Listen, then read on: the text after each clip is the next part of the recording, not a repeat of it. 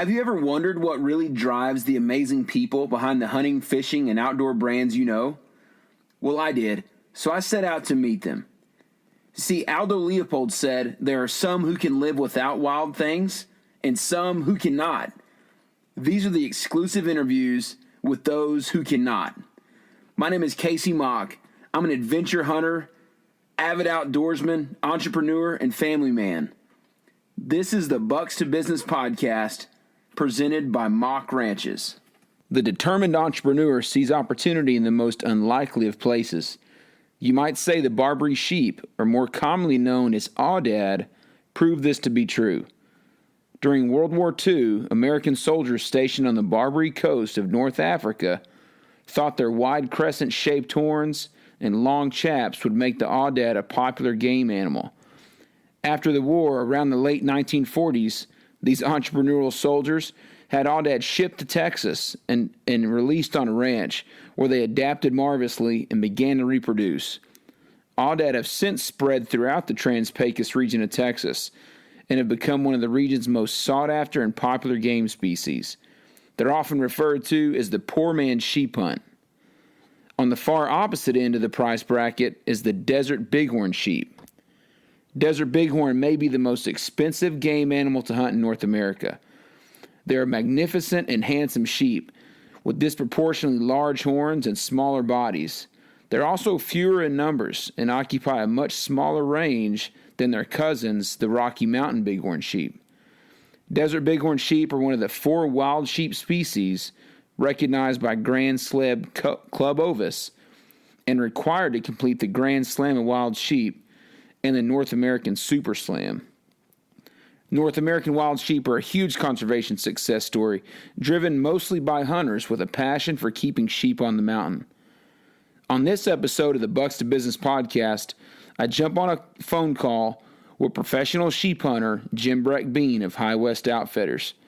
At a young age, Jim Breck has made a name for himself as a top sheep hunting guide and outfitter, consistently producing some of the largest aoudad, desert bighorn sheep, and mule deer in West Texas.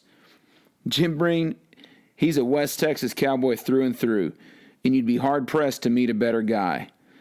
The audio in this podcast isn't the best, so you have to forgive us, but the content makes up for it. If you agree, please share it on Facebook and give us a review. I hope you enjoy this episode number 4 of the Bucks to Business podcast with our guest, Jim Breck Bean. Hey, Jim, welcome to Bucks to Business, man. Hey, Kasey. Thanks for having me. Are y'all socked in out there in the mountains? Yeah, we're in the mountains right now.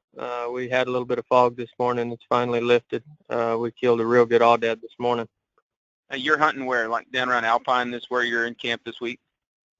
Yes, sir. I'm east Alpine right now. We had mule deer MLDP season start, I guess, last Saturday, and I've had 2 trophy hunters come in this week, both killed real nice, 165, 170-inch class muleys, knocked down 2 aoudad. It's been a good week so far. That mule deer season in West Texas, having the MLD, that extends your season a lot, because that's, what is that, usually a 10-day season, isn't it?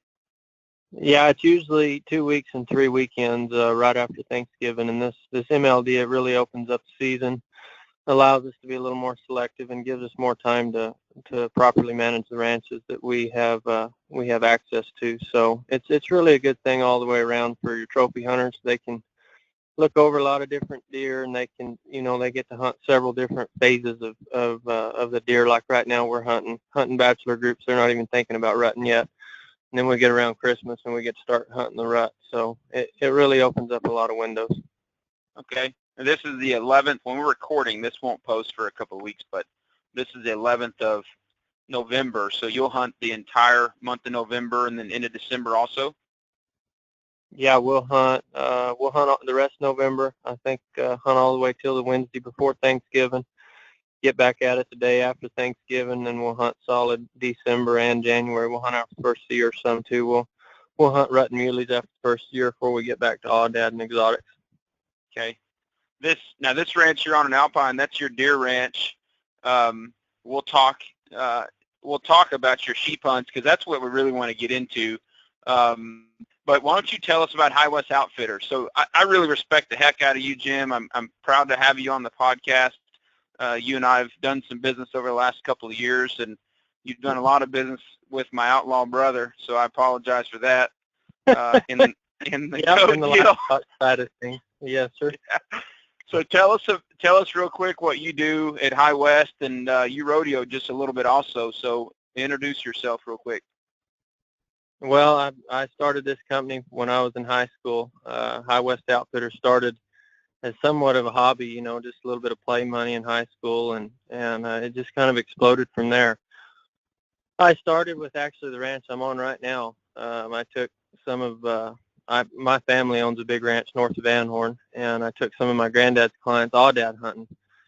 And from there, they had some buddies that wanted to go, and so I took them, and everybody killed good sheep, and so off it went from there on the aoudad. And then the following year, the mule deer came available on this ranch, and they said, "Hey, you want to buy 6 mule deer tags?" And I was just in high school, you know. I didn't I didn't know a lot about it, but I'd hunted my whole life, so I thought, yeah, I'll bail off in it. So I bought those 6 tags, and sure enough, they sold, and I signed a contract on this ranch, and the rest is history. We couldn't do enough aoudad to keep our clients satisfied on this ranch. We went at least a couple more, and before we knew it, we grew into be, I guess, one of the biggest out here. So it's been a real blessing. It's just kind of fallen in my lap, and it's something I love to do. So I'm not complaining. How many acres are you hunting total? Shoot, Kasey, I think we're hunting somewhere just a touch over 500,000 acres now. Okay. Man, that's a lot of country. You have we have a lot of on all of it. Yes, sir. I have the exclusive on everything that we hunt. You know, I mean, people don't realize how much country 500,000 acres is, and to control the hunting on that much. I mean, it is an everyday full-time job this time of year. When we were doing our aoudad hunts in the fall before we started deer season, we were moving camps every 4th day, and another hunter was coming in, and actually 2 or 3 hunters, because we always do a group of 2 or 3. So we were moving camps all the way from Valentine to Comstock, and I mean, we've got ranches all over the Trans-Pecos, so we were just moving around every 4th day. Wow.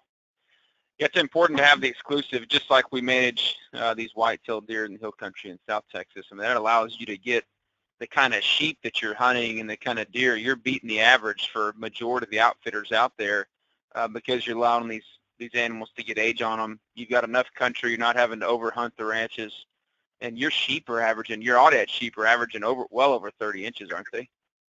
Oh, yes, sir. We're killing all 10-plus-year-old rams, and our average should be well over 30 this year. I would say somewhere in the 31, 32-inch range. We've killed some absolute giant aoudad this year. It's been an unbelievable year. We knocked down actually he's the pending world record free range sheep back in August. Whoa. He's something special. 39 2/8 free range. And the longest sheep I'd heard of coming out of the Trans-Pecos prior to that was 37. And yeah, we've killed a couple of 37s, but I've never seen anything close to that 39. I know there's a sheep that come out of Mexico that's the current world record, and he was 39 as well. So we're awaiting the dry period now. We're within a few days of knowing. Now that ram, I track you on Facebook, and you had killed earlier in the year a 37-inch ram, and I think your comment on Facebook was that one of your goals through High West Outfitter was to kill or have a client kill a 37-inch aoudad sheep. And you were ecstatic about that ram, and then you harvested a couple of weeks later this 39-inch ram. Well, I tell you what, amongst my staff and I, we all have a goal in common, and we want to have the world record free range aoudad. I mean, that's one very realistic animal that can be harvested in West Texas, and that's our goal. Of course, we'd like to try to kill a state record of everything, but we know that we have the country and the clientele to kill the world record aoudad, and if this one doesn't do it, we're not going to quit until we get it done. That's just that's a goal and a dream of all of ours here. Now, those aoudad sheep, how long have they been out there in the Trans-Pecos? They really caught on in popularity in like the last 10 years. I remember when I was a kid, my dad's always wanted to hunt one, and hell, you could have hunted them for free back then. Anymore, yeah, that's a really hot commodity. How long have they been out there? Well, they were released out here in the 50s and 60s.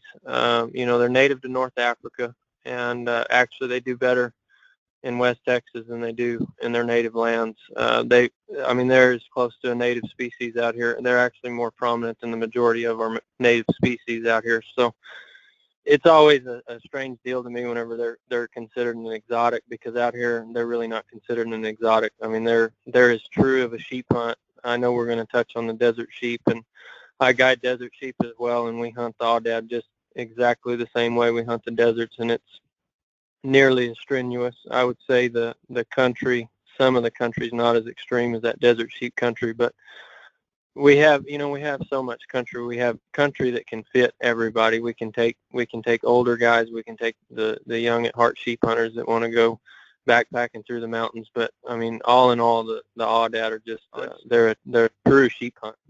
Yeah, no doubt, it's a true sheep hunt. Now, being an exotic, when you talk about world record, that's recognized by the Safari Club International, yes. SCI. Who recognizes that? Yes, sir. That's recognized by the SCI, and that they have a high fence division, and then they have the free range division. I don't know where we'd rank it overall if you threw the high fence sheep in, but I know as far as the free range go, we'll be in the top 2 or 3 with that last sheep. Yeah. So if you're listening to this podcast, I'm going to go out on a limb and assume you like to hunt. I bet you like to hunt for free even more. Go to feverpursuit.com/podcast and subscribe for a chance to win a free hunt. That's feverpursuit.com/podcast. So let's get into some of the desert bighorn. Yeah, I think that's one thing that sets your company, High West Outfitter. And by the way, that's Outfitter singular. That's not High West Outfitters.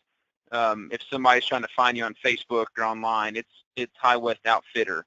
But one thing that I believe sets you guys apart and certainly lends a lot of credibility to the business is the fact that y'all run so many desert bighorn sheep tags in Texas. So tell us about your desert sheep operation. How many of those tags are available in the state each year, and how many you run? Tell us about that.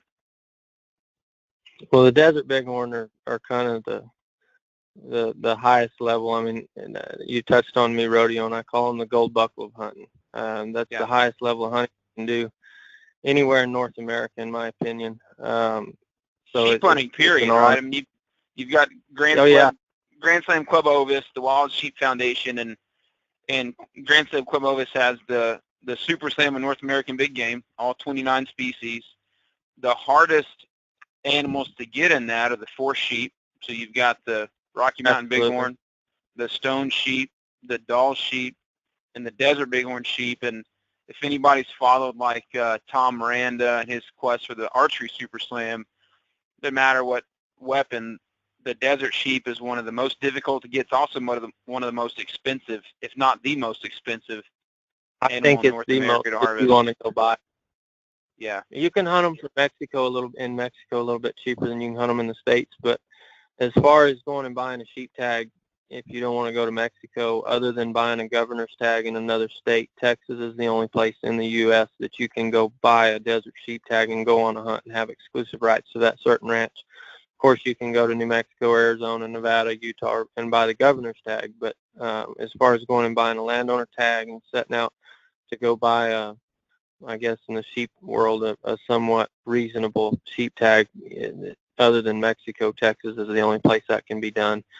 And, I mean, to us, touching back to calling them the highest level, it's such an honor and blessing to be able to hunt them. I mean, it's a dream that every sheep hunter dreams of, is to be able to take a hunter on their once-in-a-lifetime hunt and see the excitement of those clients whenever they knock down a trophy of a lifetime. And it really seems like, when it all boils down to it, the clientele on the desert bighorn, it's the sheep itself is just a trophy in itself, and it doesn't seem like you're sitting there nickeling and diming scores here left and right. And of course everybody wants to kill it. The true trophy is a big, mature, harvestable ram, and really the score is just an additive. They're just such a majestic species. Now, those sheep, I've got a friend that just drew a tag in Arizona. Buddy of mine here from Central Texas just drew a tag in Arizona. He's been putting in, I think, for I don't want to be wrong on this. I think he's been putting in for 18 years for that tag, and the only I reason he believe. drew it, yeah, and that's actually a pretty short window trying to draw a desert bighorn sheep tag. And the only reason he drew that tag was the unit he applied for has really bad pneumonia. And so if you look at some of the western states, especially where public land, there's grazing leases for domestic sheep, and those domestic sheep carry some diseases like pneumonia, European-born diseases initially. And man, these sheep have no resistance. Desert bighorn sheep, wild sheep, your thinhorn sheep. Well, they've already the Texas herd was knocked out in the 60s to blue tongue. Okay, blue tongue is what got them, and so these sheep are repopulated. The Trans-Pecos sheep were repopulated from where? They were brought in from Nevada, Arizona. I believe there's some Mexico sheep that have been brought in. But in the 70s and 80s, the Texas Parks and Wildlife just went head over heels trying to get sheep back in their native ranges, and they've done a phenomenal job. I mean, you got to step back and give a huge thanks to the biologists and Texas Bighorn Society for the amount of work that they've put in. I know in my native mountain range, the Sierra Diablos was likely one of the largest sheep herds in Texas prior to the extinction, and that was one of their primary focal points whenever they started bringing the sheep back in. And I think they turned loose somewhere around 50, and the current head count up there is over 800 now. I mean, the Texas sheep herd just done phenomenal. I think there's over 1,500 animals in the state now. Well, sheep hunting is the classic example of what we call the North American model for wildlife management, where hunting is a fundamental part of sustainable long-term management of that resource. And you look at organizations, like Wild Sheep, like the Texas Bighorn Society, and the amount of money and the amount of man hours that goes into putting and keeping sheep back on the mountain. And it's completely funded by hunters' dollars, which, non-hunters have a hard time understanding that. Why would you fund something that you want to go harvest? And I think the reality is very few people that ever participate in those programs, bighorn programs, will ever see a wild bighorn sheep, much less hunt one. But I was listening to a podcast on the way into the office this morning. It was Randy Newberg's Hunt Talk Radio, and he was interviewing Shane Mahoney. If you have ever listened to Shane Mahoney, he's a world-renowned conservationist. He's from Canada, but does a lot of stuff with Boone and Crockett Club and Sheep Foundation and some others. Really neat guy. And he said this morning, I think it applies well to sheep, he said this morning that unless you have, no, what did he say? He said hunters who have taken the life of a wild animal have a debt to wildlife that is unsurpassed and unrivaled for anybody else. So you look at non-hunters, and they believe they've got a debt to wildlife for whatever reason, or they believe it's their responsibility to go save all these creatures, although they're not doing a very good job at it. Hunters are. Shane Mahoney put it that unless you've taken a life, you don't understand what it means to have a debt to that species. That was an interesting way to put it, and I think I've never heard that. It's interesting. Yeah, it's an interesting way to put it. I think the sheep is a tremendous success story.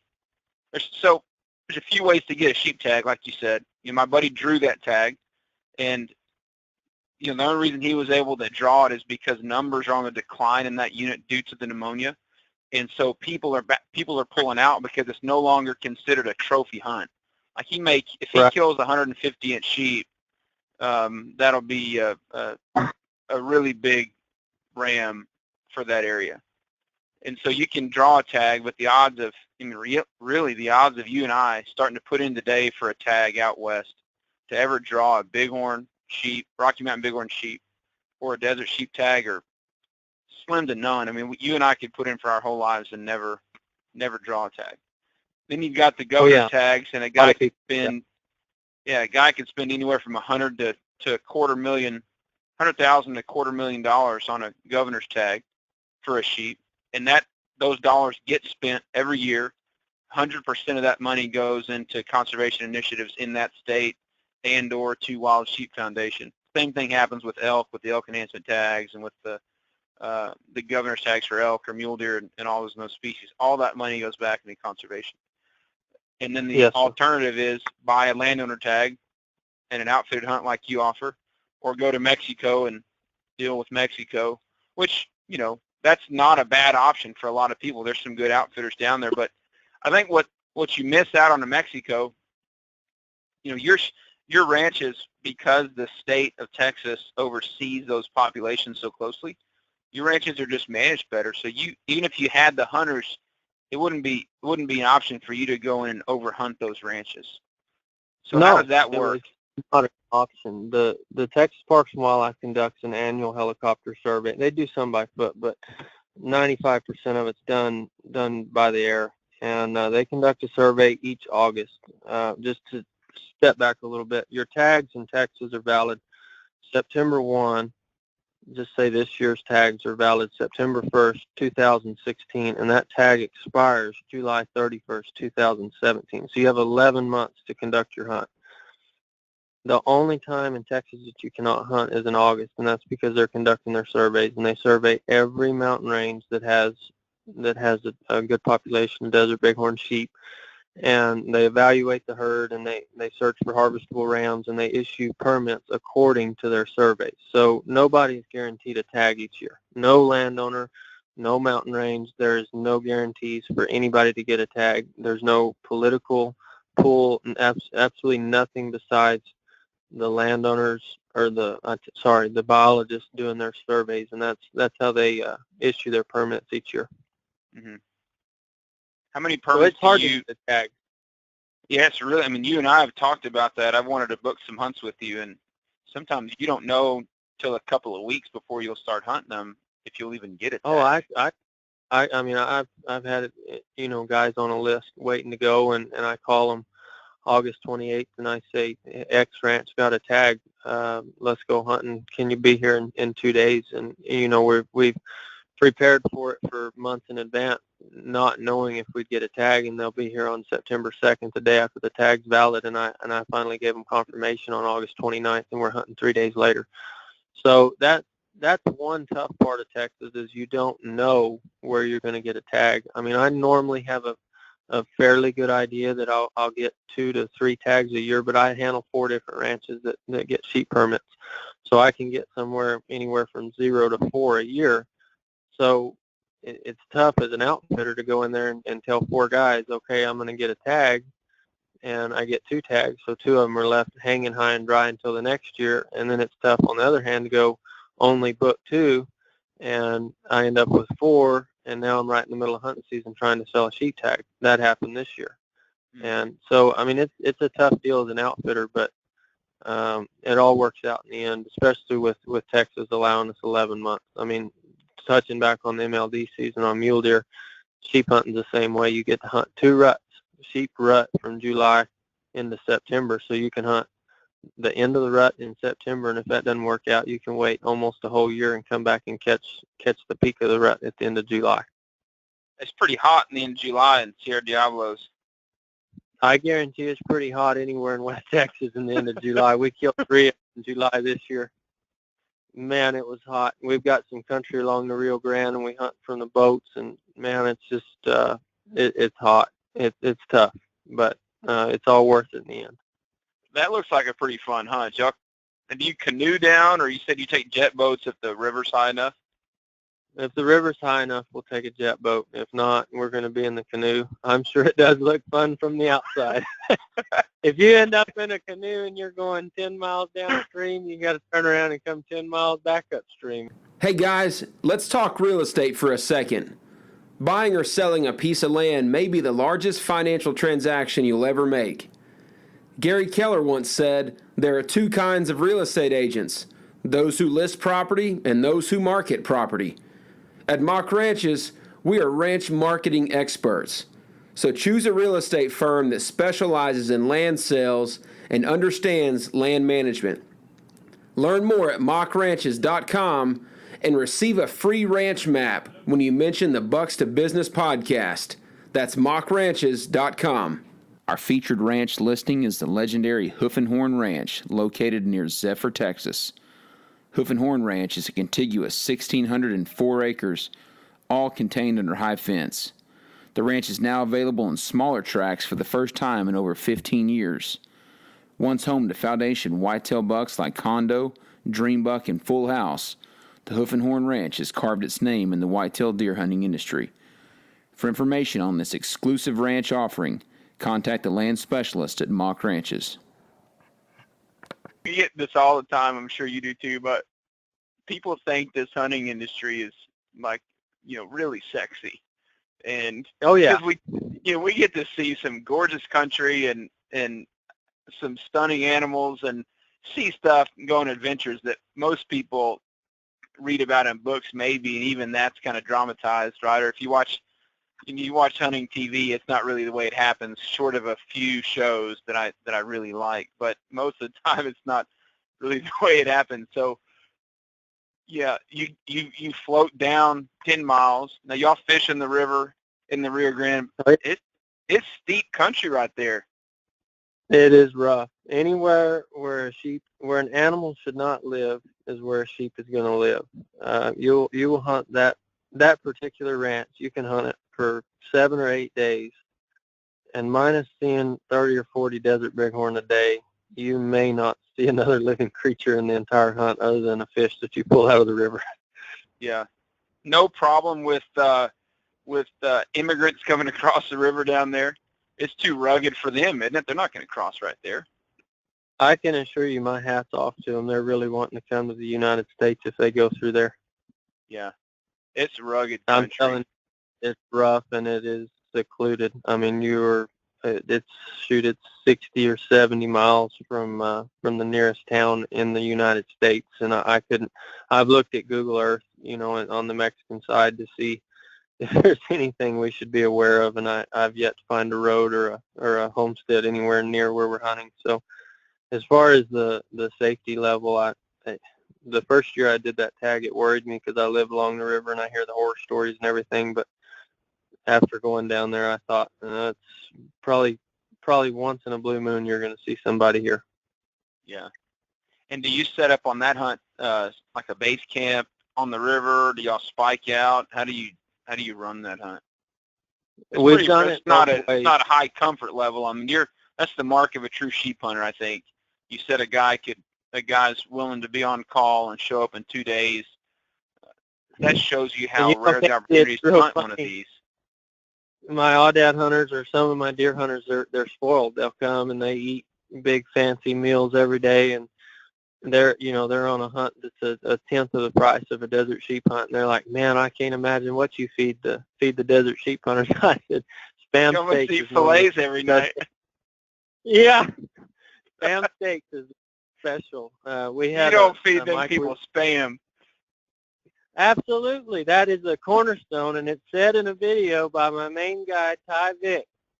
The hunt was filmed, Mike Weeks' desert sheep hunt. I believe it was in July of 2014. We were cooking some spam steaks, and Mr. Mike walked up and he said, "What's for dinner?" And Ty said, "We're having spam steak. You want it medium rare?"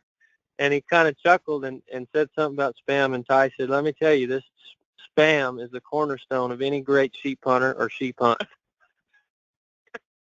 But yes, we do eat spam. I like my spam. You're not a mountain house guy. See, I love the mountain house. I'd rather eat something that's not going to stay good for 35 years. If it's going to stay good for 30 years, I can't imagine it being very good for you. Yeah, I ate lots of it this year in our backpack elk hunt. It got to the point back to the river hunt, Kasey, you were asking how we camped. Yep. We have housing options on the ranch, but it's about 6 miles from the camp house to the river, and of course that sounds like, oh, that's short. Let's just go back to the house. But the road getting down to the river is just treacherous. I mean, it takes in a Ranger about an hour to get to the river in a Ranger, and about an hour and 20 minutes to get out of the river back to that camp. So, of course you're trying to hunt at daylight and dark. So, and that's in the summer. That's in the long days. So you're getting up at 4:30 in the morning to be down to the river by daylight, and you're not leaving the river until 9:30 at night. So you're getting back at midnight and trying to eat dinner, and you're literally working on 3 or 4 hours of sleep. So yes, we've done some spiking out on the river. One of my clients wasn't real fond of it, so we traveled back and forth to the house. But the last one we spiked out on the river. Mm-hmm. Okay. So what a guy, if a guy's going to come hunt bighorn sheep, desert sheep, what does the guy need to be prepared for? Shots. You see a lot of guys today doing the long-range shooting deal and having really fancy setups. I'm always a little bit leery of that, to be honest, when a guy shows up in camp and tells me how far he can shoot. We're almost just not leery of that. But, what do you tell your clients to be prepared for?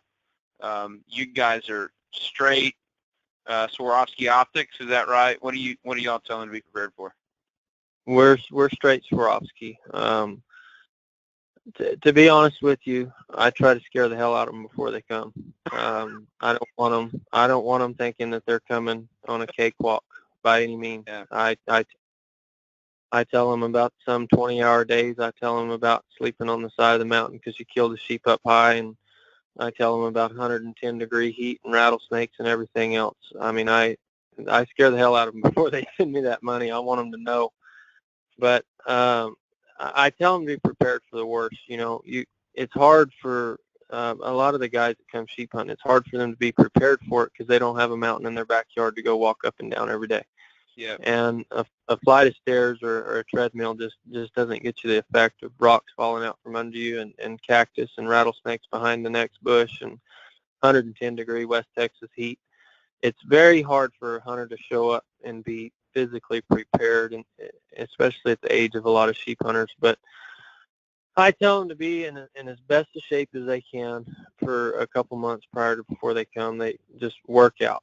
And I should probably practice what I preach. I don't do a lot of working out, but I live in the mountains. So I tell them on their shots, I really like the 6.5, any of the 6.5 calibers for a sheep hunt. They're flat shooting, and a sheep is very small bodied. People don't realize that about 35 or 40% of a sheep's weight is horns, and that's just the truth. So you don't have to have a lot of knockdown power to kill one. They have a strong will to live, but I tell them to be prepared to shoot 400 or 500 yards at vertical angles, and that's if they have the proper equipment for it. If not, I try to get them 300 and in, and we still do our best to get a 200 or 300 yard shot because that's probably the most ethical shot you can get. But sometimes there's just not an option. Back on Mike Wheat's hunt, he killed a upper 170-inch ram at 600 yards, and there was zero opportunity of getting closer. It was either that or come off the mountain for a seventh day and try to go back up there and kill him again. And we were beat. We were ready to try the shot, and thank God it worked. But y'all had been on that ram for several days and couldn't get any closer, though. Yeah, he had finally came down a level.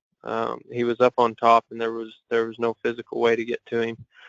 And I know for a fact, for 6 days straight in the middle of the summer, that ram was in full rut, and he had about 30 or 40 ewes and 3 or 4 other rams with him. They never went to water in 6 days. Wow. They get their water out of the plant? Where are they getting it? Well, they live in the desert. I can't imagine a plant having much water, but that's yes, they get their water out of their plants. And Audette are the same way. People, they'll say, well, we come bow hunting, we'll just sit on water. I said, well, you better bring your house because they don't go very often. Plan on staying for a while. You're going to be here for a while. If the water's handy, I'll say they'll water every day if the water's handy. But if they're going to have to go on a mile walk, now back to the river sheep, they live on the river. They go to water every day because they just walk 200 yards down the mountain, go get a drink of water, and go back. So the water source, their water routines change mountain range to mountain range from what I've noticed. And every sheep species I've ever hunted waters in the middle of the day. They water at noon.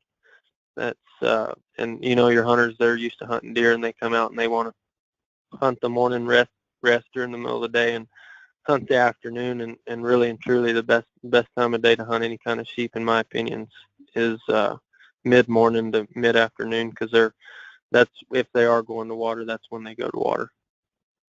It's when they're up and moving. Those sheep, I was out there in the spring, not hunting with you. We did a little different deal and should have hunted with you. But, man, that country is rugged, super rugged.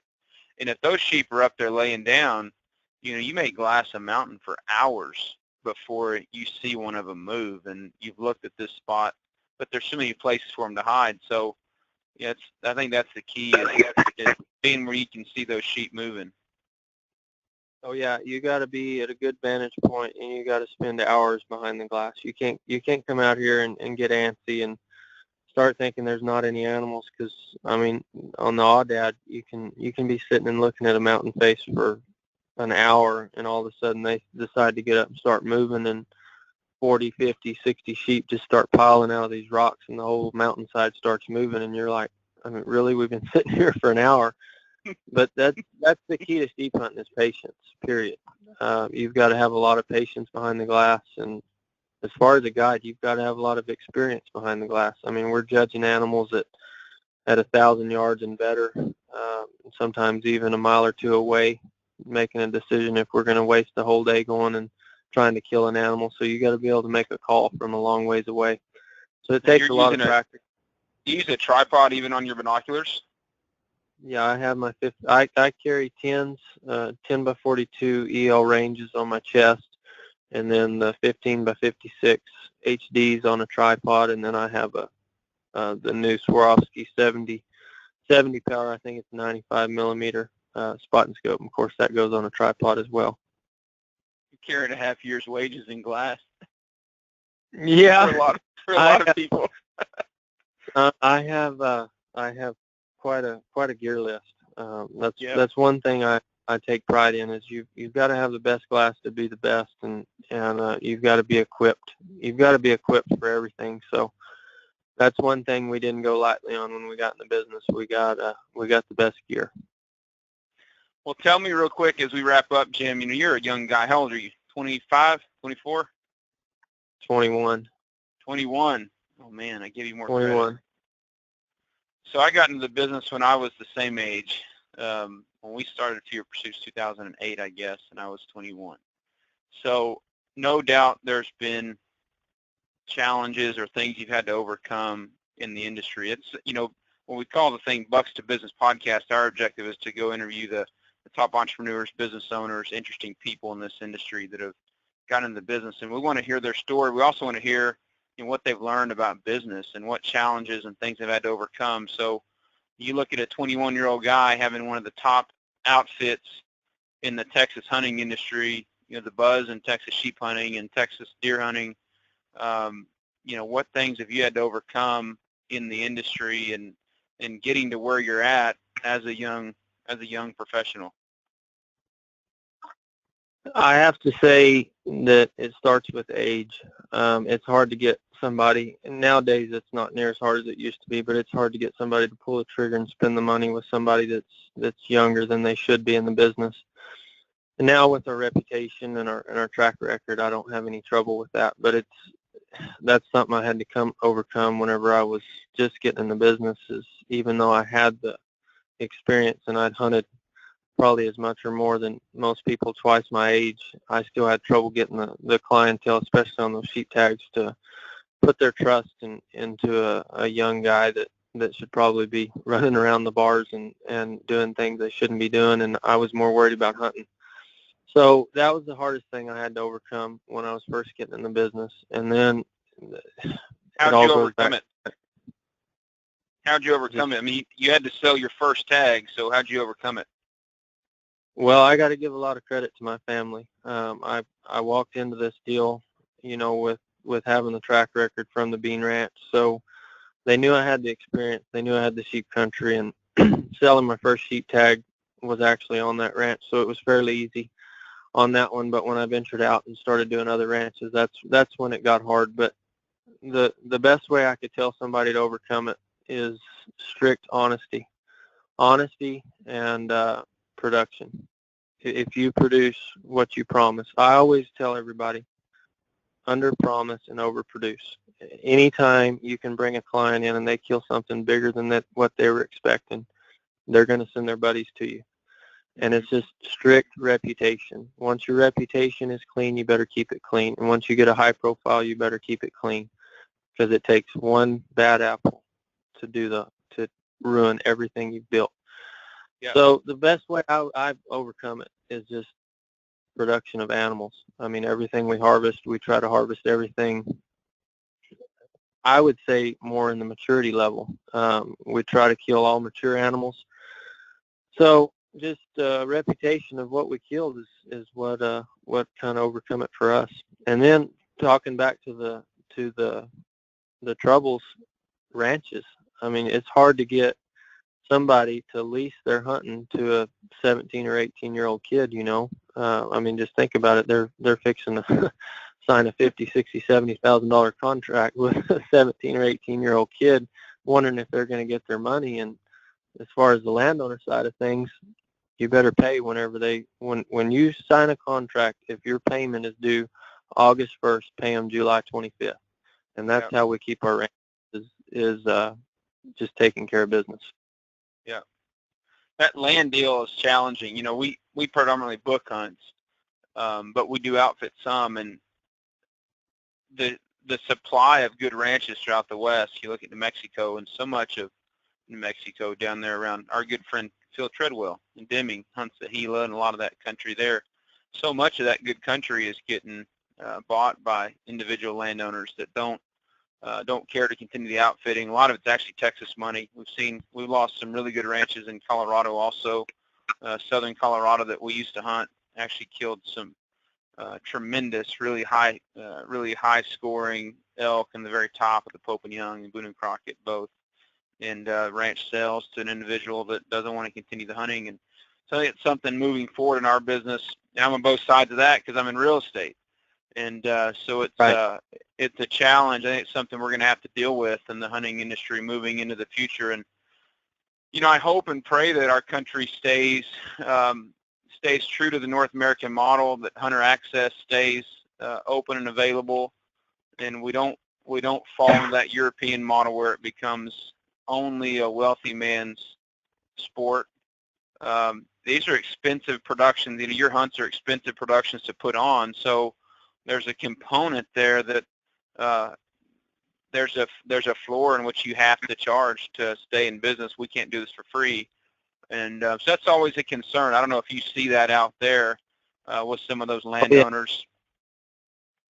The landowners want the top price. The hunters want the best experience. And when it all boils down to it at the end of the day, a majority of them want it cheaper than what it's worth.